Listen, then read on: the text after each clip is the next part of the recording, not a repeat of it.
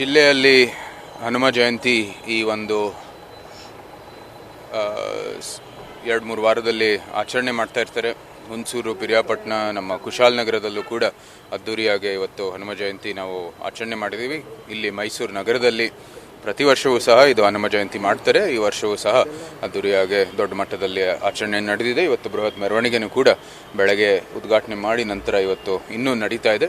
ಮೈಸೂರು ಬೀದಿಗಳ ಸುತ್ತಮುತ್ತ ಇದು ಮೆರವಣಿಗೆ ನಡೀತಾ ಇದೆ. ಅತ್ಯಂತ ಸಂತೋಷದ ವಿಚಾರ. ಆಂಜನೇಯ ಸ್ವಾಮಿ ಇಡೀ ಜೀವನವನ್ನು ಭಗವಾನ್ ರಾಮ ಒಂದು ಸೇವೆಗಾಗಿ ಸಮರ್ಪಣೆ ಮಾಡಿರ್ತಕ್ಕಂಥದ್ದು ನಾವೆಲ್ಲರೂ ಕಲಿಬೇಕಾಗಿರ್ತಕ್ಕಂಥ ಒಂದು ಸಂಗತಿ. ಅದೇ ರೀತಿ ನಾವು ನಮ್ಮ ದೇಶಕ್ಕಾಗಿ ಸೇವೆ ಮಾಡುವಂಥದ್ದು ಒಂದು ದೃಷ್ಟಿಯಲ್ಲಿ ನಾವೆಲ್ಲರೂ ಒಂದು ಕೆಲಸ ಮಾಡಬೇಕಾಗಿರೋದು ಅತಿ ಅವಶ್ಯ.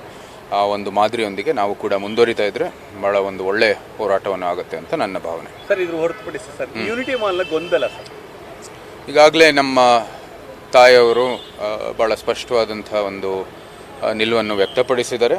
ಇದು ಕಾನೂನಾತ್ಮಕವಾದಂಥ ವಿಚಾರ.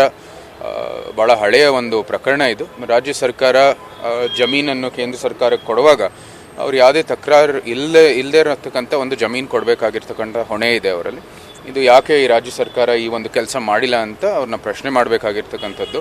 ನಮಗೂ ಕೂಡ ಅದು ಬಂದಿರುವಾಗ ಸಾಮಾನ್ಯವಾಗಿ ಕೇಂದ್ರ ಸರ್ಕಾರದ ಮಾನದಂಡ ಒಂದು ಪ್ರಕಾರ ಯಾವುದೇ ಒಂದು ತಕರಾರು ಇಲ್ಲದೇ ಇರತಕ್ಕಂಥ ಜಮೀನನ್ನು ಕೊಡಬೇಕಾಗಿದೆ. ಒಂದು ಖಾಸಗಿ ಜಮೀನಂತೂ ಕೊಡಲೇಬಾರ್ದು ಅಂತ ಭಾಳ ಸ್ಪಷ್ಟವಾದಂಥ ಮಾನದಂಡ ಇದೆ.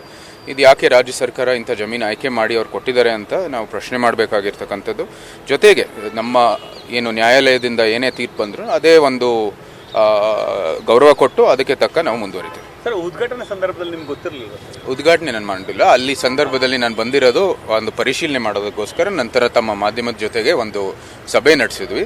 ಅದು ಉದ್ಘಾಟನೆ ಅಲ್ಲ, ಗುದ್ಲಿ ಪೂಜೆನೂ ಕೂಡ ಅಲ್ಲ. ಅದು ಬರೀ ಕೆಲಸ ಆಗಲೇ ಶುರುವಾಗಿತ್ತು. ನಾವು ಬರೀ ಪರಿಶೀಲನೆ ಮಾಡಿರ್ತಕ್ಕಂಥ ಒಂದು ಸಂಗತಿ ಅದು. ಆ ಸಂದರ್ಭದಲ್ಲಿ ನಾವು ಆಗಲೇ ಲ್ಯಾಂಡ್ ಹ್ಯಾಂಡ್ ಓವರ್ ಆಗಿರೋ ಕಾರಣಕ್ಕೆ ನಾವು ರಾಜ್ಯ ಸರ್ಕಾರ ಮಾನದಂಡ ಎಲ್ಲನೂ ಪಾಲಿಸಿದ್ದಾರೆ ಅಂತ ನನಗೆ ಯಾವುದೇ ರೀತಿಯ ಅನುಮಾನ ಇರಲಿಲ್ಲ. ಯಾಕಂದರೆ ಸಾಮಾನ್ಯವಾಗಿ ಇದು ಮಾಡ್ತಾರೆ. ಇದು ಯಾಕೆ ನಿರ್ದಿಷ್ಟವಾಗಿ ಈ ಒಂದು ಪ್ರಕರಣದಲ್ಲಿ ಮಾಡಿಲ್ಲ ಅಂತ ನಾವು ಪ್ರಶ್ನೆ ಮಾಡಬೇಕಾಗುತ್ತೆ. ಸರ್, ಈ ಹಂತಕ್ಕೆ ನಿಮ್ಮ ನಿಲುವೇನು ಸರ್? ನ್ಯಾಯಾಲಯದಲ್ಲಿ ಇರ್ತಕ್ಕಂಥದ್ದು, ನಾವು ನ್ಯಾಯಾಲಯಕ್ಕೆ ಗೌರವ ಕೊಡುವಂಥದ್ದು ಒಂದು ಪ್ರಜಾಪ್ರಭುತ್ವದ ವ್ಯವಸ್ಥೆಯಲ್ಲಿದ್ದೀವಿ. ನ್ಯಾಯಾಲಯ ಏನು ಆದೇಶ ಕೊಡುತ್ತೆ ಅದರ ಮೇರೆಗೆ ನಾವು ಮುಂದುವರಿತೀವಿ. ಅದೇ ಸ್ಥಳದಲ್ಲಿ ಮುಂದುವರಿಸ್ತೀರಾ ಅಥವಾ ಬದಲಿ ಸ್ಥಳ ಕೇಳ್ತೀರಾ, ಹೇಗೆ? ಸದ್ಯಕ್ಕೆ ನಾವು ಏನೇನು ಅವಕಾಶಗಳಿದೆ ನಮ್ಮ ಮುಂದೆ, ಅದು ಇವತ್ತು ಜಿಲ್ಲಾಧಿಕಾರಿಗಳು ಮತ್ತೆ ಅಲ್ಲಿ ಇರ್ತಕ್ಕಂಥ ನಮ್ಮ ಏನು ಎಲ್ಲ ಅದರ ಪಾತ್ರ ಆಗಿರ್ತಕ್ಕಂಥ ಏನೇನು ಮಂತ್ರಾಲಯಗಳಿದಾವೆ ಅವ್ರ ಜೊತೆ ಚರ್ಚೆ ಮಾಡ್ಬಿಟ್ಟು ನಾವು ಮುಂದುವರಿತೀವಿ. ಆದ್ರೆ ಸದ್ಯದಲ್ಲಿ ನ್ಯಾಯಾಲಯದಲ್ಲಿ ಏನು